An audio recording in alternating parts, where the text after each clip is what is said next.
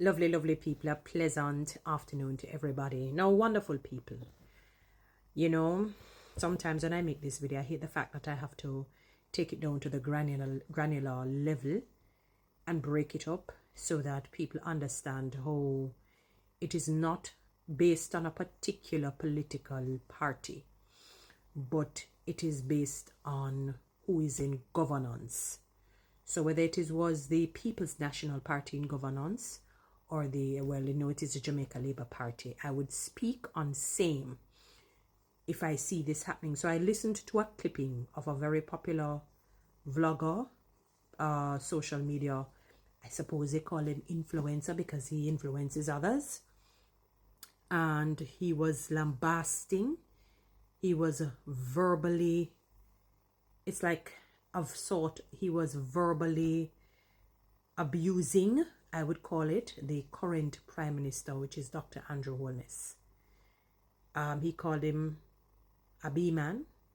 You know, I don't like to be very lewd and crude, you know, unless needs be. And since I have different people listening to this, called him, you know, dutty footboy from Spanish Town, B-man, you just are coming at this, move and go.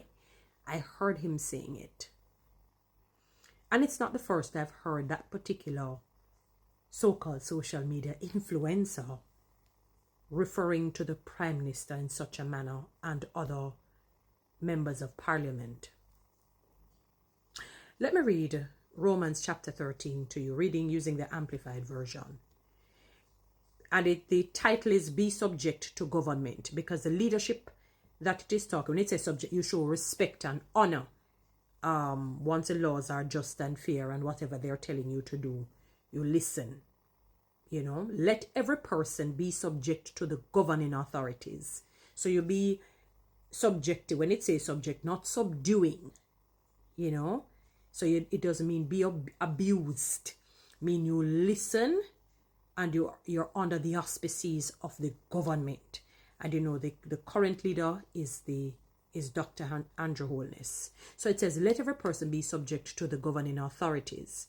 For there is no authority except from God, granted by his permission. It's explaining it, meaning it's granted by his permission and sanction.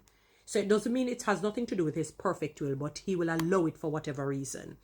You know, and those which exist have been put in place by God. So he allows it. All right? Therefore, whoever resists governmental authority, they put governmental because if you read some versions, it's just going to say authority. So it wants you to understand it's really talking about a secular, not the sacred, not necessarily, you know, because there's a different, I think there's something that speaks to the sacred authority, so to speak, or the religious authority. So therefore, whoever resists, and in bracket, governmental authority resists the ordinance of God. And those who have resisted it will bring judgment, as in civil penalty, on themselves. For civil authorities are not a source of fear for people of good behavior. So if you do good, you don't have nothing to worry about. Generally speaking, now we're talking. But for those who do evil, and it goes on, you know, in terms of do you do what is good? It says, do you want to be unafraid of authority? Do what is good, and you will receive approval and commendation. For he is God's servant. When it says that, it doesn't mean it's not necessarily talking about somebody who is a Christian or a child of God, meaning God has ordained and allowed, I should say, this person to be in leadership, whether you or I like it or not. You know, so for he's God's servant to you for good. But if you do wrong, you should be afraid, for he does not carry the executioner's sword for nothing. He is God's servant, an avenger who brings punishment on the wrongdoer. Therefore, one must be subject to civil authorities, government authorities, not only to escape the punishment that comes with wrongdoing, but also as a matter of principle, knowing what is right before God. And then it goes down into paying taxes and so forth.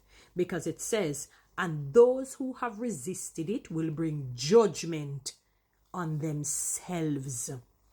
There are sometimes, I haven't seen it much in recent times, but there were times when I come across videos and you don't hear any people lambasting against injustice or against unfairness, or if they think that something, maybe a policy that is in, is unfair, they hit against the person, even the physical composition of the Prime Minister, as though he was the one in his mother's womb who says, make my nose a particular way, or make my complexion. I haven't heard anybody talk about his complexion. I'm just giving an example.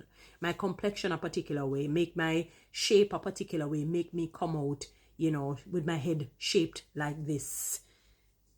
It is as though he had that conversation in his mother's womb, because of how people demolish, how they are acrimonious in their words towards his physical composition, which is his makeup, how he's made up.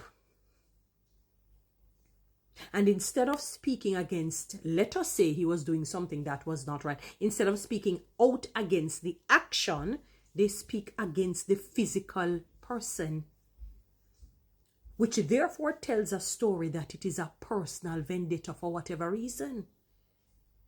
And maybe the public is unaware of it.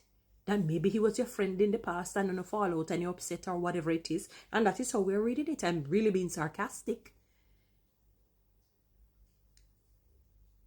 So when I heard the man calling a B-man, Batty, and you know the other one,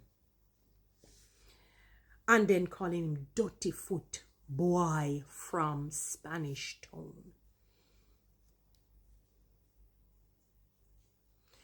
I heard a lady saying that the Prime Minister needs to put some measures in place where no less than 2 years they will get no money. They don't need to, you know, fine them. They just automatically are imprisoned. But you know that how the laws are written, that would be very difficult, because if you look across the globe, oh my God, even how they describe the current president, you know, I mean, sometimes I try to make it very cartoony and very funny so that it doesn't come out very harsh.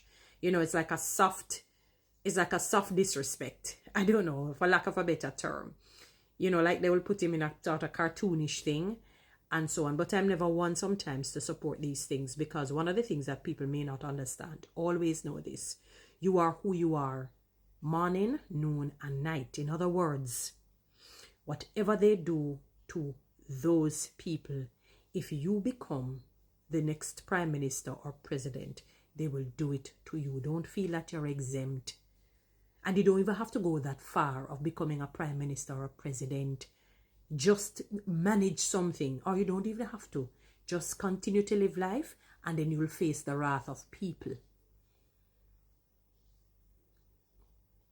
And I guarantee you, if vloggers like he continues to speak like this against the Prime Minister, again, it doesn't matter if it is Dr. Andrew Holness or Mark Golding or a next individual, if you continue to disrespect the man who God has allowed to be in the position, he has allowed, whether you like it or not, then you're going to face consequences under the sanctioning and under the umbrella of God's makeup. A part of his nature is called judgment. And if you look at the etymology, the meaning of it, it really means justice. He naturally has to execute justice. So when you do these things, you're automatically saying justice must be enacted and acted against you. Judgment. There are many people who today they will tell you that the things that they did back in the day, they thought it was forgotten, and it came up back and it starts to haunt them. Many of you are beyond rude and disrespectful, and God is holding you accountable. It may not manifest today, but there is going to come that day when it will manifest. God has time. We have rope. So he doesn't need to rush punishing you. He doesn't need to rush it. So continue calling the man all sorts of manner of evil, and not deal with things that affect the country and the people.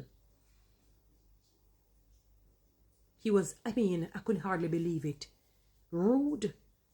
And they really need to put some measure in place to really curtail this about freedom of speech. Guys, you know what to do with TikTok and YouTube. Subscribe, Give me one of those lines.